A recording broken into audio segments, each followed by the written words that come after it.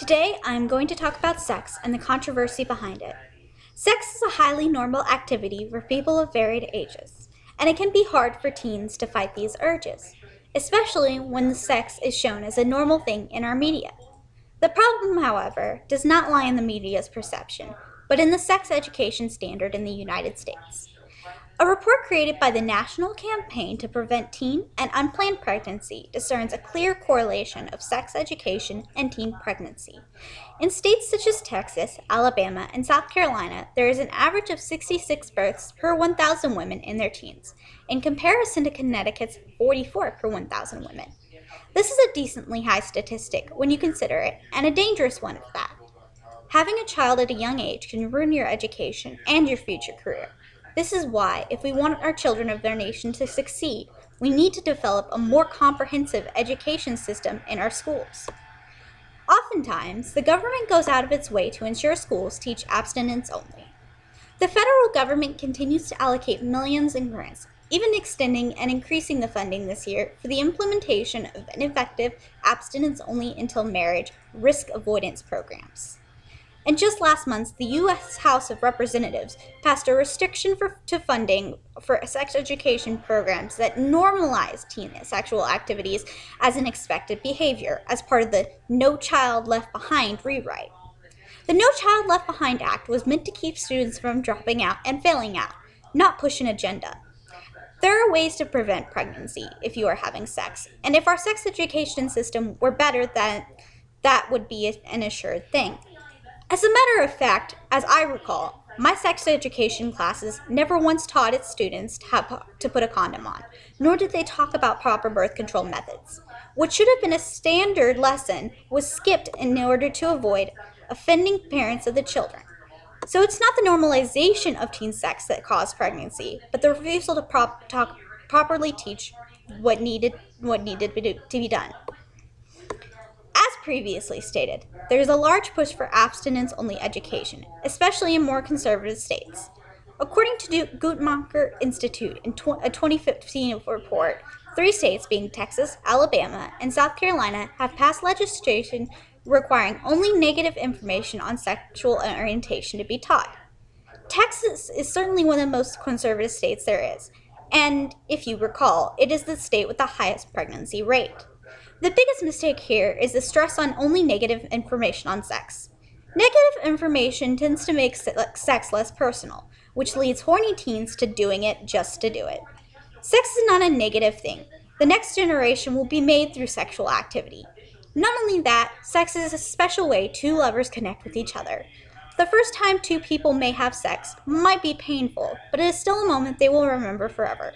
People will grow apart, but your first should be with someone special, not necessarily who you marry. If sex becomes a marriage-only thing, then it is possible that they will marry only to have sex, which leads to divorce. These are some of the facts that should be focused on in sex education classrooms. Another downside to abstinence-only education is the lack of information on birth control. A 2011 report from the CDC stated that over 47% of all high school students have said they have sex, along with 15% having had at least 4 or more sexual partners in their life. Only 60% of those students have reported to have used condoms, and only 23% have said they used birth control. The number is almost unfortunately shocking considering how easy it is to access these materials. Since schools spend all their time stressing abstinence, there is no time for proper teaching. At the end of the day, you cannot stop a person from doing what they want, which includes sex. So isn't it better to prepare them and keep them safe over pushing them to follow your views?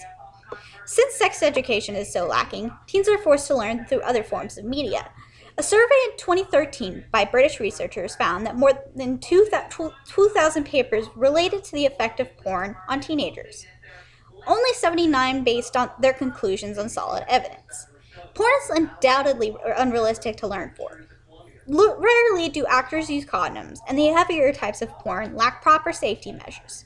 In BDSM porn, they don't even show the aftercare, which is a requirement. Porn can set unrealistic standards on body types, which can cause a decline in confidence in how couples' sexual activities might go. This is what schools should be teaching against, as well as teaching the variety in body types. One of the unfortunate effects of abstinence-only education is the spread of STDs. Nearly 10 million of the yearly STD average accounts for young people from the ages 15 to 24 years old. We could possibly see a significant decline in that number in the next few years if every state would institute a sex education program. However, we have yet to see any big changes in the last few years. STDs are a dangerous thing that can stay with you forever. Schools need to be teaching what STDs are and how to prevent them. However, due to the short amount of time they have to teach, they rarely cover it properly. We live in a world where grown adults have to Google certain things about their body to make sure they're normal, and this should not be the case. After all, aren't schools meant to prepare you for life? Sex education goes beyond sex itself. It goes into proper relationship etiquette, different types of sexual orientation, and the topic of consent. So why not capitalize on that and continue to guide students along the right path and teach them not only about sex education, but also about healthy relationships and sexual, physical, and emotional abuse and how to avoid it. After all, the first step to preventing an issue is educating the students about it. Abuse, divorce, and rape are rising. Women and men alike are walking away from relations broken in some sort of way, which is not how things should be. It is the job of the school to prepare a student for every situation, not just the arousal of libido. We cannot rely on parents to educate our children, but if there are morals or troubles at home, students may not always get the information they need. If our true desire is to protect our students, we need to educate them in schools and prepare them for the world. No more government pushing to funding to push a view.